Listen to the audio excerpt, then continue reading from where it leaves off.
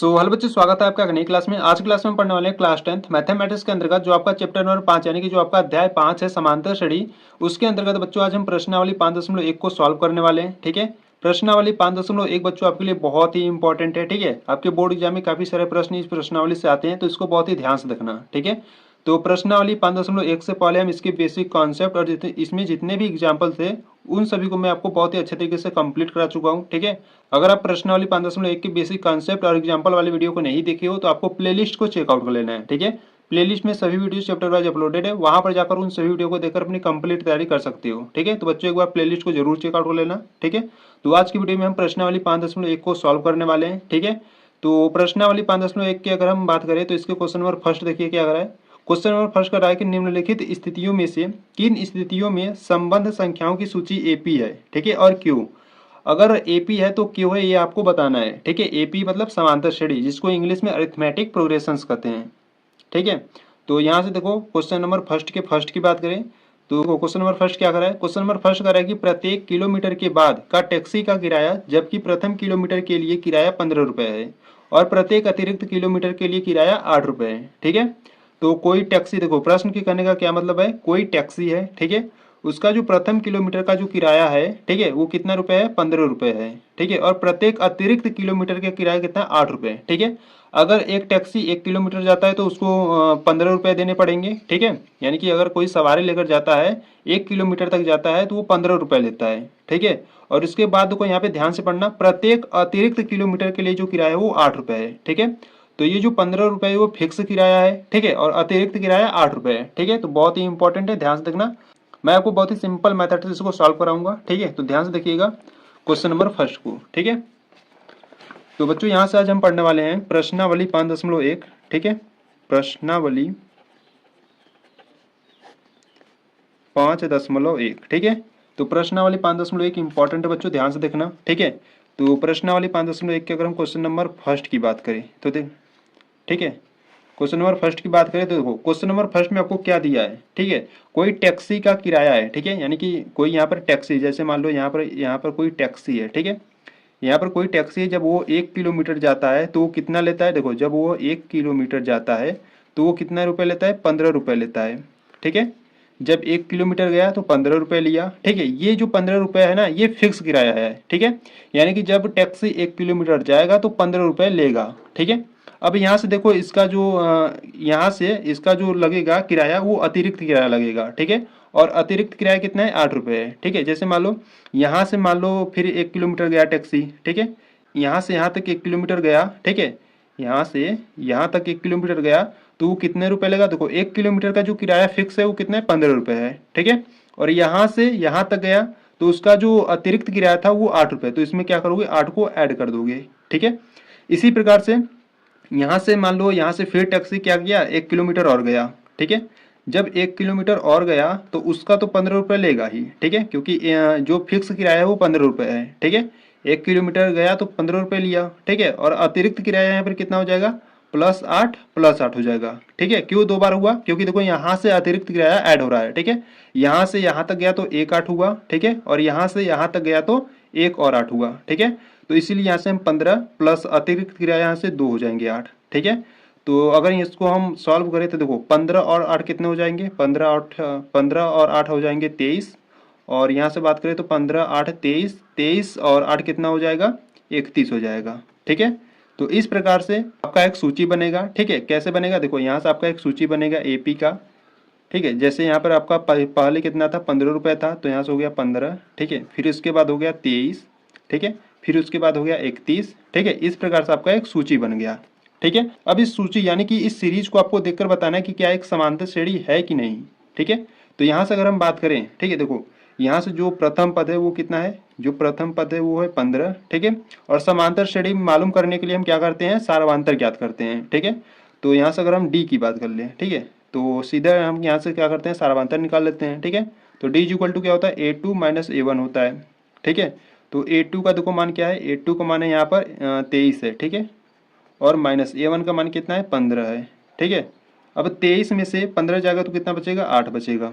ठीक है, इसी प्रकार से एक और डी निकालेंगे। इस बार क्या करेंगे, A3 में से A2 को घटाएंगे। ठीक है, क्योंकि देखो A2 में से A1 घटा लिए, अब हम क्या करेंगे A3 में से A2 को घटाएंगे, तो A3 का मान कितना है 31 है, ठीक है, माइनस A2 का मान कितना है 23 है, तो 31 में से 23 जाएगा तो कितना बचेगा 8 बचेगा, ठीक है। तो इसका जो सर्वांतर है वो क्या है समान है, ठीक है, जब सर्वांतर समान होता है तो वो आपका एक समांतर श्रेणी होता है, ठीक है। तो यहाँ से आप लिखोगे चूंकि,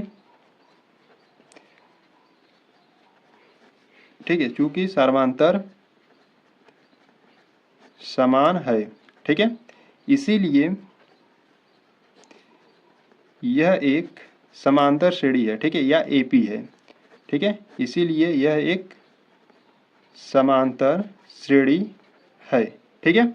तो इस प्रकार से आपको बताना था, ठीक है, यानी कि आपको देखो प्रश्न में आपको एक स्टेटमेंट दिया था, ठीक है, उसको सॉल्व कर कर आपको बताना था कि वो एक समांतर श्रेणी है कि नहीं, ठीक है। तो इस प्रकार से आपको बताना है, ठीक है। तो यहाँ पर आपका जो क्वेश्चन नंबर फर्स्ट था वो आपका कंप्लीट हुआ, ठीक है। तो चलो क्वेश्चन नंबर सेकंड को देखते हैं। देखो यहाँ से अगर हम क्वेश्चन नंबर सेकंड की बात करें, ठीक है, ठीक है, तो यहाँ से अगर हम क्वेश्चन नंबर सेकंड की बात करें तो देखो क्वेश्चन नंबर सेकंड क्या करा है, क्वेश्चन नंबर सेकंड करा है कि किसी बेलन यानी कि सिलेंडर में उपस्थित हवा की मात्रा जबकि वायु निकालने वाला पंप प्रत्येक बार बेलन की शेष हवा का 1/4 भाग बाहर निकाल देता है, ठीक है। बच्चों प्रश्न को ध्यान से पढ़ना, ठीक है, इंपॉर्टेंट है, ठीक है। तो चलो क्वेश्चन नंबर सेकंड को सॉल्व करते हैं। तो देखो क्वेश्चन नंबर सेकंड को मैं आपको बहुत ही सिंपल मेथड से एक्सप्लेन करूंगा, ठीक है। तो ध्यान से देखना, यहाँ से अगर हम बात करें क्वेश्चन नंबर सेकंड की, ठीक है, ठीक है, तो यहाँ पे जैसे मान लो आपके पास कोई बेलन है, ठीक है, इस प्रकार से मान लो आपके पास कोई बेलन है, ठीक है, इस प्रकार से आपके पास कोई बेलन है और इस बेलन में आपके पास क्या उपस्थित है, बेलन में हवा उपस्थित है, ठीक है, ये मान लो हवा है, ठीक है। अब हवा कितना उपस्थित है ये तो बताया नहीं है प्रश्न में, ठीक है। तो बेलन में जो उपस्थित हवा है उसको हम कितना मान लेते हैं, मान लेते हैं 100, ठीक है।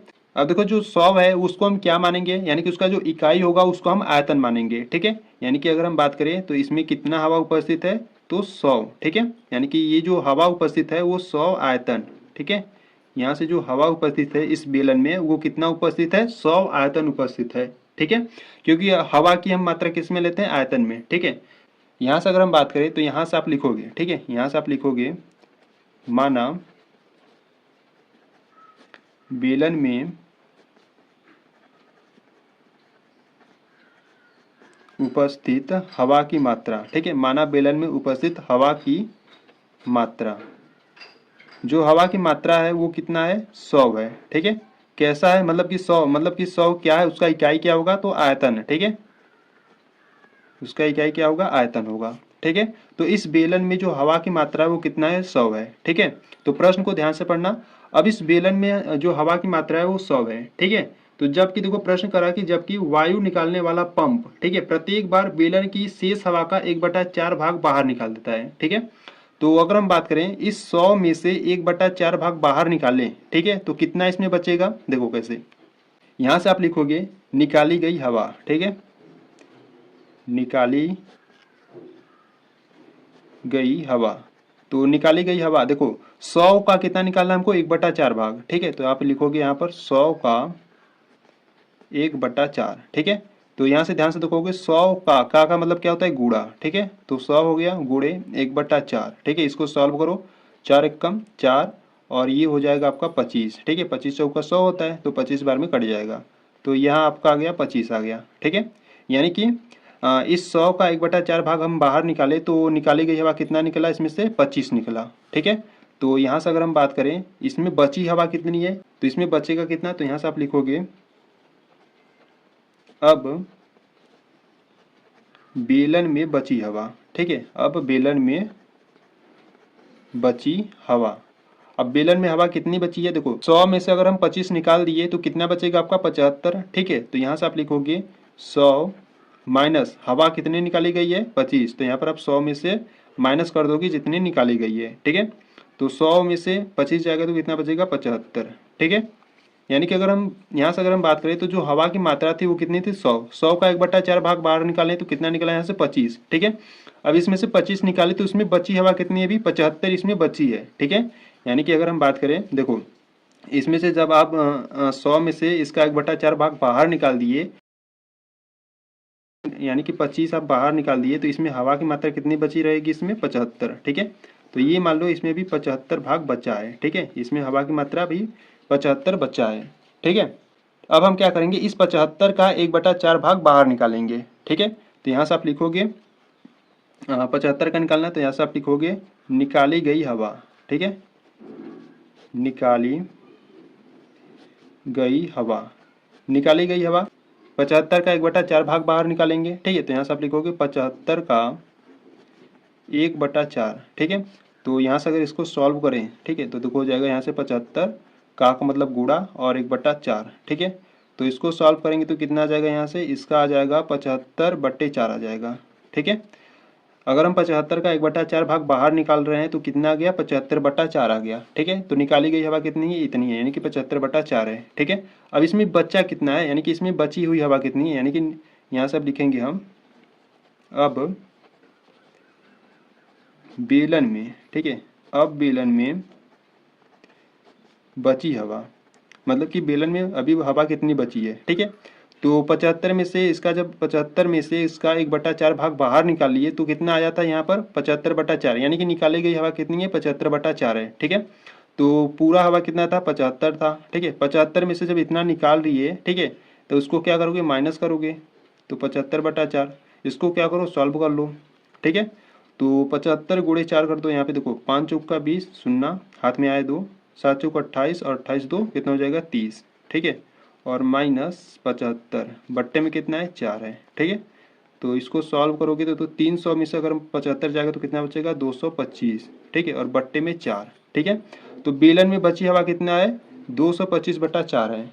ठीक है, अब इस 225/4 का भी आप 1/4 भाग बाहर निकाल सकते हो। ठीक है, तो बस आपको इतना ही रखना है। ठीक है, आपको बस मालूम करना है कि ये क्या समांतर श्रेणी है कि नहीं। ठीक है, तो यहाँ से अगर हम बात करें तो यहाँ पे देखो पहले इसमें हवा की मात्रा कितना था 100 था। ठीक है, तो यहाँ से आपको एक सीरीज बनेगा इस प्रकार से एपी का। ठीक है, पहले कितना था 100 था, तो यहाँ पर हम लिखेंगे 100। ठीक है, जब 100 में से उसका 1/4 भाग बाहर निकालिए तो कितना बचा था, देखो यहाँ पर निकाली गई हवा कितना है 25। ठीक है, अब बेलन में बची हवा कितना था 75। ठीक है, तो यहाँ पे दूसरा स्थान पे क्या आ जाएगा 75 आ जाएगा। ठीक है, अब 75 का 1/4 भाग बाहर निकाले तो कितना बचा था, तो यहाँ पर जो बेलन में बची हवा थी वो कितना था यहाँ पर 225/4। ठीक है, तो 225/4। ठीक है, इसी प्रकार से हम निकालेंगे तो और सॉल्व होते हुए और आपका आंसर आएगा। ठीक है, तो यहाँ से आपको संख्याओं की एक सूची मिल गई। अब आपको इसको चेक करना है कि एक समांतर श्रेणी यानी कि एपी है कि नहीं। ठीक है, तो से चेक करने के लिए हम क्या करेंगे, सर्वांतर ज्ञात करेंगे। डी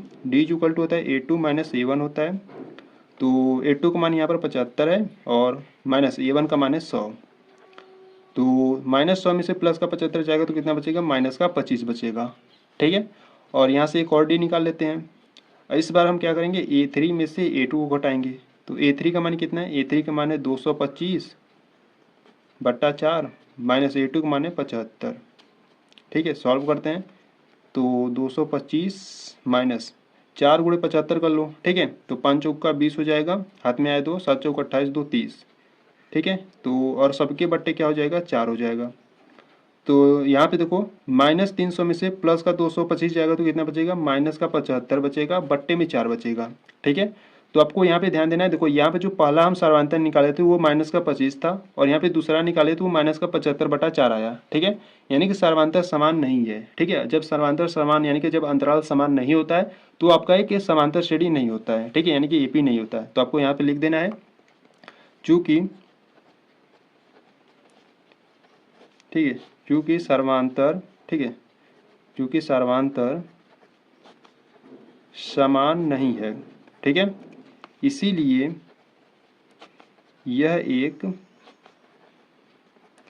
एपी नहीं है। ठीक है, तो इस प्रकार से आपको क्वेश्चन नंबर सेकंड को सॉल्व करना था। ठीक है, तो बच्चों आपको कोई भी डाउट हो रहा है तो इसको एक बार फिर से देख लो, अच्छे तरीके से आप समझ जाओगे।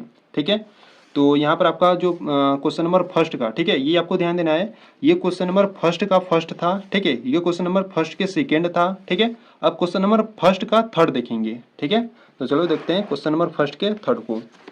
देखो यहाँ से अगर हम बात करें क्वेश्चन नंबर फर्स्ट के थर्ड की बात करें, ठीक है, क्वेश्चन नंबर 3 की, तो क्वेश्चन नंबर थर्ड यहाँ पे करा है, प्रत्येक मीटर की खुदाई के बाद एक कुआं खोदने में आई लागत, जबकि प्रथम मीटर खुदाई की जो लागत है वो कितना है 150 रुपये है, और बाद में प्रत्येक मीटर खुदाई की जो लागत है वो 50 रुपये बढ़ती जाती है।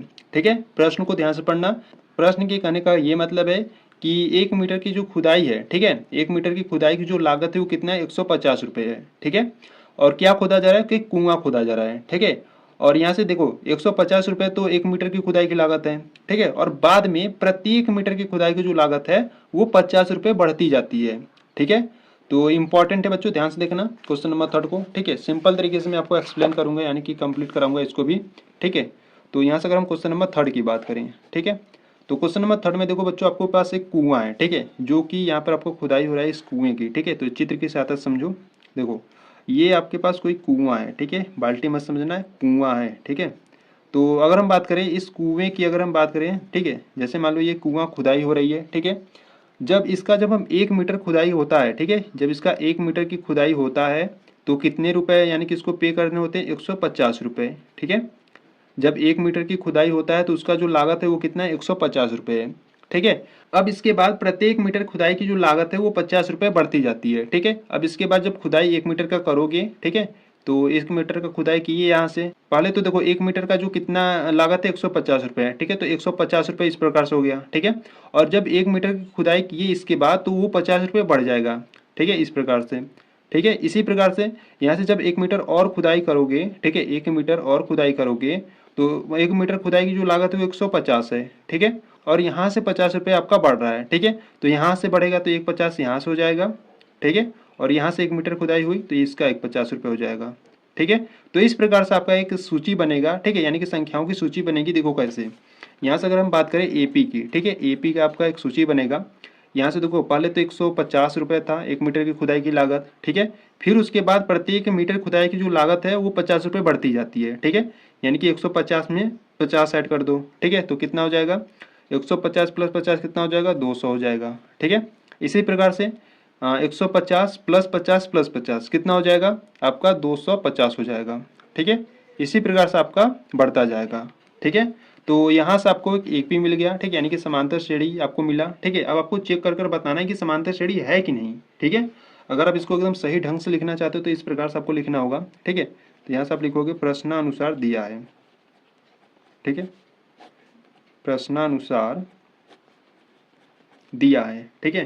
तो यहाँ से हम लिखेंगे प्रथम मीटर की खुदाई, ठीक है, प्रथम, ठीक है, प्रथम मीटर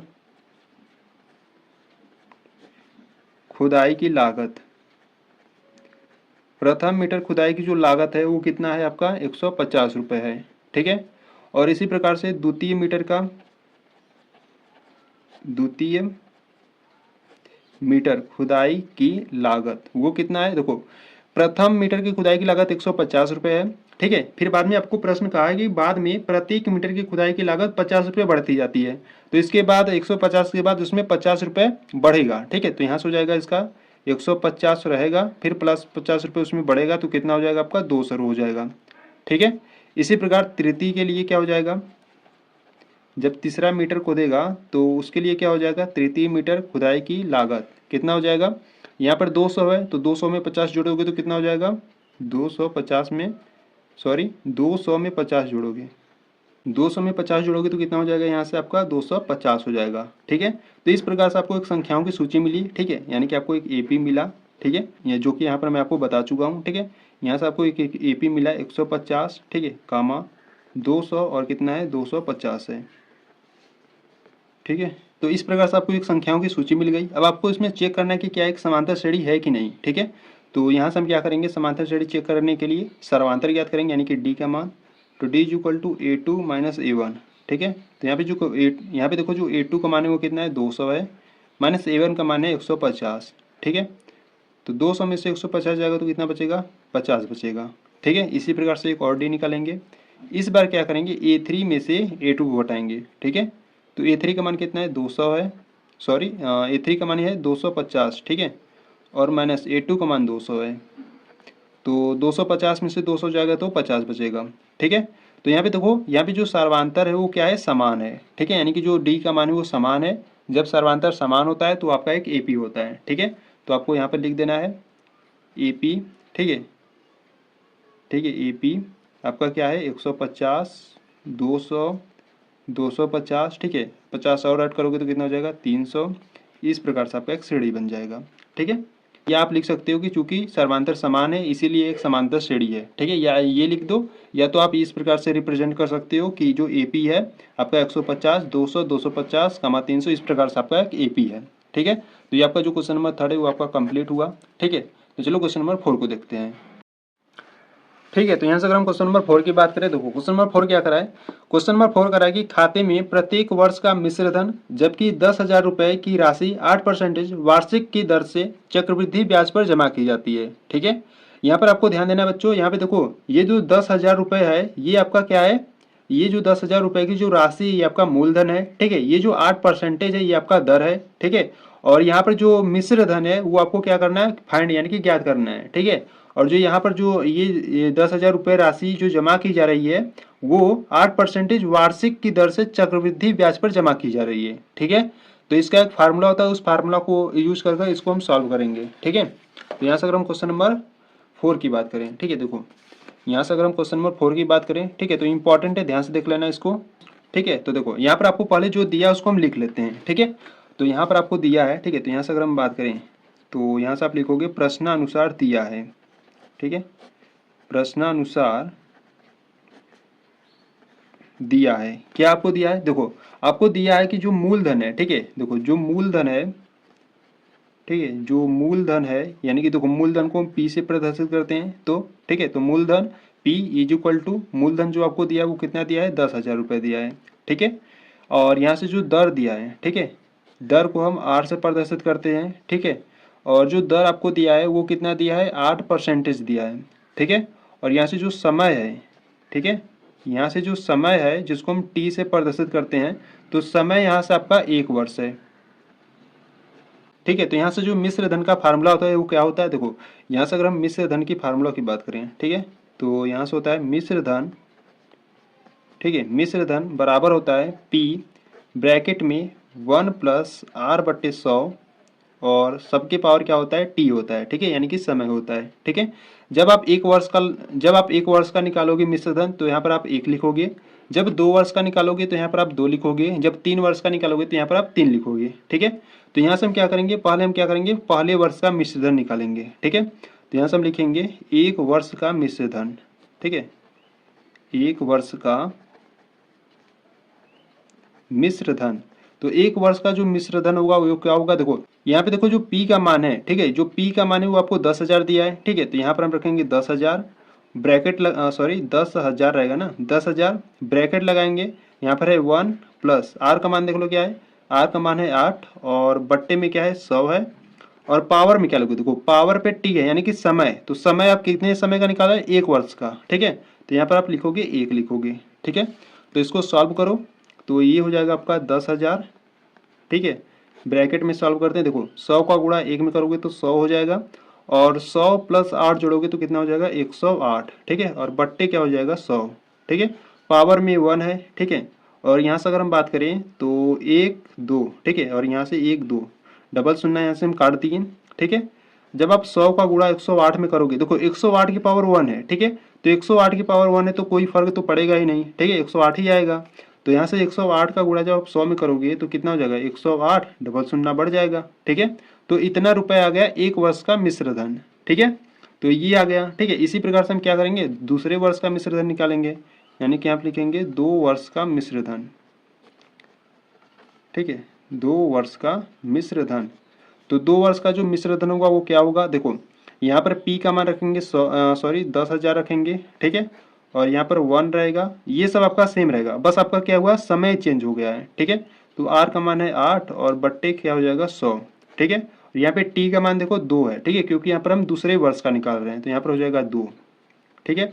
तो यहाँ से इसको सॉल्व करेंगे तो ये हो जाएगा आपका 10,000, ब्रैकेट में सॉल्व करते हैं तो देखो 100 का गुणा 1 में करोगे तो 100 मिलेगा, प्लस 8 का ऐड कर दो तो 108 बट्टे क्या हो जाएगा 100 हो जाएगा, सबके पावर क्या है 2 है, ठीक है। तो यहाँ से अगर हम बात करें, देखो यहाँ से इसको सॉल्व करते हैं, ठीक है। तो यहाँ से अगर हम बात करें तो देखो यहाँ से आपका हो जाएगा 10,000, ठीक है, और यहाँ पर हो जाएगा आपका 108 का स्क्वायर, और बट्टे में हम क्या करते हैं इसको ओपन कर देते हैं, ठीक है। जब आप 100 का स्क्वायर करोगे तो आपको क्या मिलेगा 10,000 मिलेगा, ठीक है। और यहाँ से ये 10,000 कैंसिल आउट हो जाएगा तो यहाँ से आपको 108 का स्क्वायर मिलेगा, ठीक है। अब 108 का स्क्वायर कितना होता है, तो 108 का स्क्वायर ज्ञात करने के लिए आपको क्या करना होगा, 108 गुणे 108 करना होगा। ठीक है, तो इसको सॉल्व करो। देखो 8 64 की 4 हाथ में आया 6, ठीक है, और 8 का जीरो में करोगे तो जीरो, यानी कि 6 हासिल हो जाएगा, और 8 एक कम 8, ठीक है, यहाँ पे जीरो जीरो जीरो हो जाएगा, और एक का गुणा जब इसमें करोगे तो आपको 108 मिलेगा। ठीक है, तो यहाँ से 4 मिल गया, 6 मिल गया, 8 8 16 की 6 हाथ में आया 1, और यहाँ से 1, यहाँ से 1, ठीक है, 11,664 आ जाएगा। ठीक है, इसका जब आप स्क्वायर करोगे तो यहाँ से जो इसका स्क्वायर करोगे तो यहाँ से आ जाएगा 11,664। ठीक है, ये आ गया। ये कितने वर्ष का है, ये दूसरे वर्ष का है। ये कितने वर्ष का है, ये आपका दूसरे वर्ष का आया है। ठीक है, इसी प्रकार से हम क्या करते हैं, तीसरे वर्ष का भी निकाल लेते हैं। ठीक है, तो यहाँ से आप लिखोगे 3 वर्ष का मिश्र धन। ठीक है, 3 वर्ष का मिश्र धन। तो 3 वर्ष की मिश्र धन की बात करें, देखो ये तो आपका सेम रहेगा 10,000। ठीक है, ब्रैकेट में 1 + 8/100, ये तो आपका सेम रहेगा, बस आपका यहाँ पर चेंज हो जाएगा समय। ठीक है, तो यहाँ पर समय क्या हो जाएगा, 3 हो जाएगा। ठीक है, तो इसको सॉल्व कर लेते हैं। तो यहाँ पर हो जाएगा आपका 10,000, ब्रैकेट में 100 का गुणा 1 में करोगे तो 100, + 8 जोड़ दोगे तो 108/100 हो जाएगा। ठीक है, पावर में कितना है, 3 है। ठीक है, तो यहाँ से सॉल्व करते हैं। ठीक है, देखो यहाँ से आपका हो जाएगा 10,000। ठीक है, और यहाँ पर 108 का क्या करते हैं, क्यूब कर देते हैं। ठीक है, 108 का हम क्यूब कर देते हैं, और बट्टे में देखो, बट्टे में जब 100 का क्यूब करोगे तो कितना हो जाएगा, 100 का जब आप क्यूब करोगे तो आपके पास निकलेगा 2 4 6 हो जाएगा। ठीक है, यानी कि यहाँ से देखो 3 है तो 6 शून्य आ जाएगा, 1 2 3 4 5 6। ठीक है, और ये मल्टीप्लाई में तो देखो 1 2 3 4, और यहाँ से 1 2 3 4 शून्य काट दो। ठीक है, और यहाँ से 108 का क्या करो, क्यूब निकाल लो। ठीक है, अब 108 का क्यूब निकालने के लिए क्या करना होगा, 108 का गुणा आपको 3 बार करना होगा। ठीक है, तो देखो यहाँ पर 2 बार तो हम कर लिए थे। ठीक है, इसी में हम क्या करते हैं, 108 का गुणा फिर से कर लेते हैं। ठीक है, तो यानी कि यहाँ से अगर हम बात करें, देखो 11,664 है। ठीक है, 11,664 है, 11,664 है। ठीक है, तो इसमें हम क्या करते हैं, 108 का गुणा फिर से कर लेते हैं। ठीक है, 108 का मल्टीप्लाई इसमें करेंगे, तो यहाँ से अगर हम गुणा करें तो देखो 8 चौका 32 की 2 हाथ में आया 3। ठीक है, 8 छंग 48 और 3 51 हाथ में आया 5, 8 छंग 48 और 48 और 5 हो जाएगा 53। ठीक है, 5 हाथ में आया, और 8 एकम 8, 8 5 13 की 3 हाथ में आया 1, और 8 एकम 8 1 9। ठीक है, 0 का मल्टीप्लाई करोगे तो 0 0 0 0 मिलेगा, 1 का करोगे तो आपको यही सभी संख्या मिलेंगे। ठीक है, यहाँ से 4 हो जाएगा, 6 हो जाएगा, 6 हो जाएगा, यहाँ से 1 और 1 मिलेगा। ठीक है, अब इसको क्या करो, ऐड कर लो। देखो यहाँ से आपका 2 मिला, यहाँ से 1 मिला, और यहाँ से 4 और 3 हो जाएगा 7। ठीक है, यहाँ से 9 हो जाएगा, 6 और 3 9 हो जाएगा, 9 6 15 की 5 हाथ में आया 1, और यहाँ पर 2 हो जाएगा, यहाँ पर 1 हो जाएगा। ठीक है, ये आपको मिला। ठीक है, ये वाला ये आपको मिला 12,59,712। ठीक है, यानी कि यहाँ से आपको क्या मिला, यहाँ से आपको जब इसका जब मल्टीप्लाई, यहाँ पर जब इसका आप क्यूब करें तो आपको क्या मिला, यहाँ पर आपको मिला 12 लाख। ठीक है, 59,000 कितना मिला, सॉरी यहाँ पे देख लेते हैं, यहाँ पर आपको मिला है 12,59,712। ठीक है, 12,59,712 मिला। ठीक है, और यहाँ पर आपका बट्टे में देखो क्या है, बट्टे में आपका अभी 100 है। ठीक है, तो बट्टे में 100 है तो 2 अंक बाद यहाँ पर हम दशमलव लगा सकते हैं। ठीक है, यानी कि कहने का क्या मतलब, इसको हम इस प्रकार से लिख सकते हैं, यहाँ पर देखो बट्टे में 100 है, यानी कि 2 अंक बाद दशमलव लगाएंगे। ठीक है, 1 2, ठीक है, यहाँ पर इसका दशमलव लग जाएगा। ठीक है, तो यहाँ पर जब इसको आप सॉल्व किए, तीसरे वर्ष का जो मिश्र धन है वो क्या निकला, वो आपको निकला, यहाँ से निकला आपका 12,597.12 निकला। ठीक है, ये आपका तीसरे वर्ष का मिश्र धन निकला। ठीक है, यानी कि यहाँ से आपको एक सीरीज मिला है। ठीक है, देखो यहाँ से जो प्रथम वर्ष का मिश्र धन था वो कितना था, आपका 10,800 था। ठीक है, दूसरे वर्ष का जो मिश्र धन था वो 11,664 था। ठीक है, और जो तीसरे वर्ष का मिश्र धन था वो आपको मिला 12,597.12 मिला। ठीक है, तो यानी कि यहाँ से आपका एक एपी बनेगा। ठीक है, यानी कि आपका एक समांतर, सॉरी यहाँ पर आपका एक सूची बनेगा। ठीक है, फिर उसके बाद हमको चेक करना होगा कि समांतर श्रेणी है कि नहीं। ठीक है, तो यहाँ से अगर हम बात करें, ठीक है, देखो पहले वर्ष का क्या है, पहले वर्ष का है पहले वर्ष का है 10,800 है। ठीक है, दूसरे वर्ष का कितना है, दूसरे वर्ष का है आपका 11,664 है, और तीसरे वर्ष का कितना है 12,597.12 है। ठीक है, और इस प्रकार से आपका जाता ही रहेगा। ठीक है, तो यहाँ पर आपको चेक करना है कि क्या ये समांतर श्रेणी है कि नहीं। ठीक है, तो यहाँ से हम क्या करेंगे, सर्वांतर ज्ञात करेंगे, यानी कि डी का मान, तो डी = A2 - A1। ठीक है, A2 का मान देख लो, यहाँ पर A2 का मान है 11,664, ठीक है 664, माइनस A1 का मान है 10,800, ठीक है। तो इसको सॉल्व करते हैं। 11,664 में से 10,800 जाएगा तो कितना बचेगा आपका, 864 बचेगा, ठीक है 864 बचेगा। और यहाँ से अगर हम बात करें, देखो एक और डी निकाल लेते हैं, ठीक है। इस बार हम क्या करेंगे, A2 में से A1 घटा लिए, इस बार हम A3 में से A2 को घटाएंगे। तो A3 का मान कितना है, A3 का मान है 12,597 है ना, और पॉइंट में 1 2 है। माइनस हम करेंगे A2 को, A2 को यहाँ पर है 11,664, ठीक है। तो यहाँ से इसको सॉल्व कर लो। अब देखो 12,597.12 में से इतना घटाओगे तो आपके पास कितना बचेगा, देखो घटा लेते हैं यहाँ से। 12,597.12 है, ठीक है। आपको माइनस कितना करना है, 11,664 करना है, ठीक है 11,664, ठीक है। यानी कि यहाँ पे 4 है, 6 है, 6 है, 11 है, ठीक है। और इसको हमको क्या करना है, घटाना है, ठीक है। तो यहाँ से क्या करते हैं, देखो 2 में से यहाँ पे 2 है, ठीक है। यानी कि 12 में से 4 जाएगा तो कितना बचेगा आपके पास, 8 बचेगा, ठीक है। और यहाँ पर आपके पास कितना हो गया, तो यहाँ पर आपको इस प्रकार से नहीं करना है, ठीक है, ठीक है। तो इस प्रकार से करोगे तो गलत हो जाएगा, ठीक है। आपको देखो इस प्रकार से घटाना है, ठीक है। यहाँ पर है 12,597 पॉइंट में है कितना, 1 2, ठीक है। यहाँ पर दशमलव है, इसको आपको ध्यान देना है, ठीक है। और यहाँ पर है 11,664, ठीक है। यानी कि यहाँ से हम लिख सकते हैं 11,664, ठीक है। फिर यहाँ पर हम पॉइंट लगाकर डबल जीरो लिख सकते हैं, ठीक है। अब इसको आपको क्या करना है, घटाना है, ठीक है। यहाँ पे ध्यान दे देना है, यहाँ पर दशमलव था, ठीक है। तो इस प्रकार से आपको घटाना है। यहाँ पे देखो 2 में से 0 जाएगा तो 2 बचेगा, 1 में से 0 जाएगा तो आपका 1 ही बचेगा, ठीक है।